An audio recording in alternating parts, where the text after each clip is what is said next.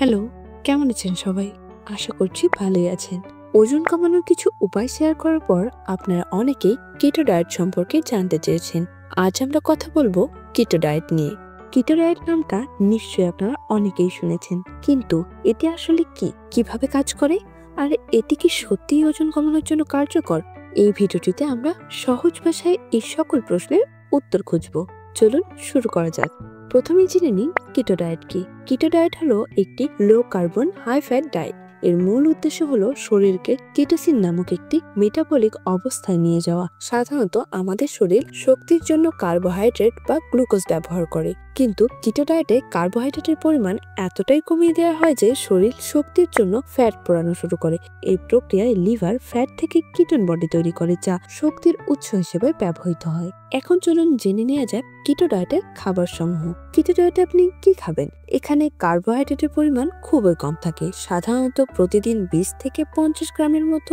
আপনি খাবেন বেশি পরিমাণে ফ্যাট, যেমন অ্যাভোকাডো, নারকেল তেল, মাখন, চিজ, বাদাম ইত্যাদি। প্রোটিনের পরিমাণও মাঝামাঝি রাখতে হবে, যেমন ধরুন মাছ, মাংস, ডিম ইত্যাদি। তবে চিনি, রুটি, পাস্তা, ভাত, আলু এই ধরনের কার্বোহাইড্রেট সমৃদ্ধ খাবার এড়িয়ে চলতে হবে। আচ্ছা, এত কিছু তো জানলাম।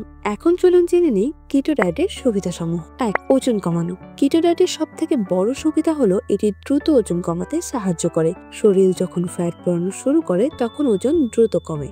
2. রক্তে শর্করা নিয়ন্ত্রণ। কিটো ডায়েট ডায়াবেটিস রোগের জন্য উপকারী হতে পারে, কারণ এটি রক্তে শর্করার মাত্রা নিয়ন্ত্রণ করতে সাহায্য করে। 3. মস্তিষ্কের কার্যকারিতা উন্নত করা। কিছু গবেষণায় দেখা গেছে কিটো ডায়েট মস্তিষ্কের কার্যকারিতা উন্নত করতে পারে এবং মাইগ্রেন, মৃগরোগের মতো সমস্যায় উপকারী হতে পারে। তো কিটো ডায়েট পালন করার ক্ষেত্রে কি কি চ্যালেঞ্জেস সমূহ আসতে পারে? প্রথমত, শুরুর দিকে অস্বস্তি। কিটো ডায়েট শুরু করার প্রথম কয়েকদিন আপনি ক্লান্তি, মাথা ব্যথা, বমি বমি ভাব অনুভব করতে পারেন। এটিকে বলা হয় কিটো ফ্লু। দ্বিতীয়ত, খাদ্য তালিকা সীমিত। কিটো ডায়েটে অনেক ধরনের খাবার এড়িয়ে চলতে হয়, যা কিছু মানুষের জন্য বেশ কঠিন হতে পারে। তৃতীয়ত, দীর্ঘমেয়াদী প্রভাব। কিটো ডায়েটে দীর্ঘমেয়াদী প্রভাব নিয়েও অনেক গবেষণা চলছে, তাই এটি শুরু করার আগে ডাক্তারের পরামর্শ নিয়ে নেওয়াটা খুবই জরুরি। তো এখন প্রশ্ন হচ্ছে, কিটো ডায়েট কি সবার জন্য? কিটো ডায়েট আসলে সবার জন্য নয়। গর্ভবতী মহিলা, কিডনি রোগী বা যাদের লিভারের সমস্যা আছে তাদের জন্য কিটো ডায়েট উপযুক্ত নাও হতে পারে। যে কোনো ডায়েট শুরু করার আগে একজন পুষ্টিবিদ বা ডাক্তারের সাথে পরামর্শ করা উচিত। কিটো ডায়েট নিয়ে আজকের আলোচনা এই পর্যন্তই। আশা করি ভিডিওটি আপনাদের উপকারে আসবে।